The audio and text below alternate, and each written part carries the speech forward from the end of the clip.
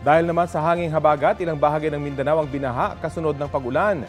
Balitang hatid ni Jomer Apresto. Try natin i-zoom. Hanggang bewang ang baha na naranasan sa barangay Poblasyon sa Tantangan, South Cotabato. Ang tubig, mabilis pa ang agos. Pinasok na nito ang mga bahay roon. Sa National Highway, ilang motoristang sumuong sa kalsada kahit may baha. Ganyan din ang naranasan sa Coronadal City. Mabagal ang daloy ng trapiko dahil sa tubig sa kalsada. Halos zero visibility na rin doon sa lakas ng ulan. Pinahari ng Senator Ninoy Aquino Sultan Kudarat kasunod ng matinding pag-ulan. Ayon sa mga taga roon, umapaw ang tubig mula sa sapa kaya nagkatubig sa kalsada.